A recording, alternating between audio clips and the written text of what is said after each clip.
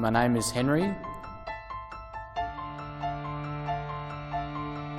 This is part of my story.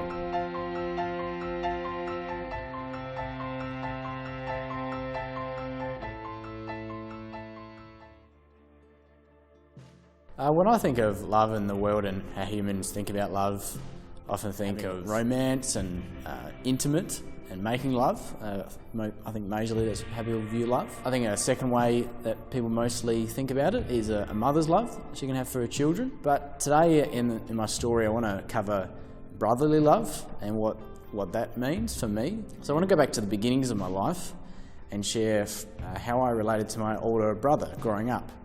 We would dress up as superheroes. He would be Batman, I was Robin. We would chase the evil villains of the neighbourhood. They were imaginary, but you know, we still did it anyway. We built cubby houses together and just had those fun times and enjoyed each other's company. And they were pleasant moments. I could think of them and dwell in those enjoyable moments for a while. But they didn't last, because as we started getting older, particularly later on in primary school, we just started to get some different interests, different friends, different people we would meet outside, different sports we'd do, and there was just a bit more frustration with one another, and I didn't always really want to display any brotherly love to him. And as we progressed and got to secondary school, just the divide continued. I started to get more disappointed in how I'd treat him. I know there were some moments I could sometimes chat with him, it just seemed rare.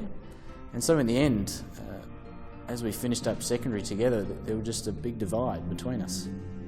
And it was in that moment that I started to, I suppose, remember God, remember what I understood of God, and remembered that there is a love that he displays to his people, to the world even, and always submitted to his Father always, and loved him always, could please God the Father always. And he joyfully did that.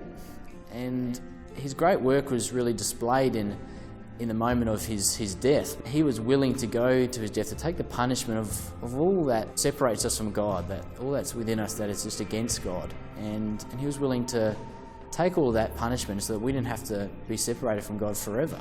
And it's a great work, and it's marvellous. And how it particularly relates to me thinking of brotherly love is that when he was raised as God's son, and because of that we can be adopted as God's children, and so we can call God our Father, and particularly call Jesus our brother now, if we accept that.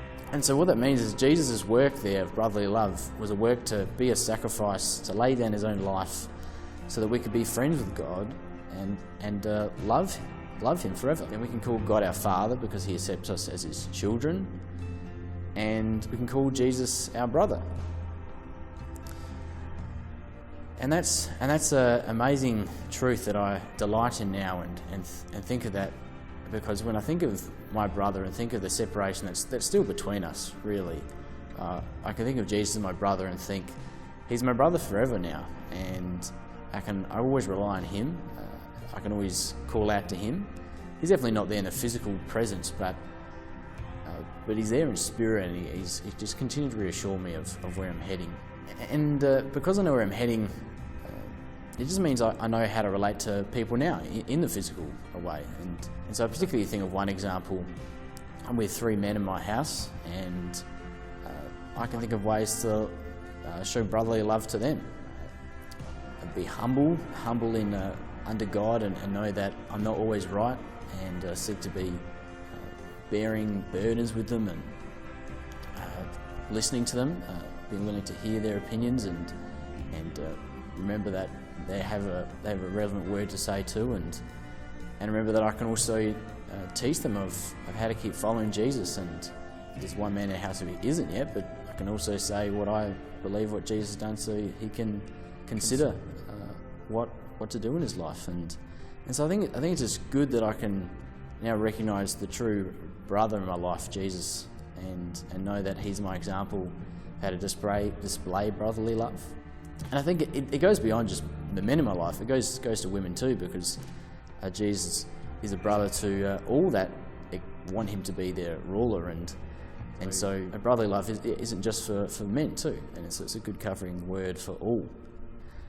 And so that's how I've understood brotherly love to be now, and how I want to respond to what I know of Jesus' brotherly love.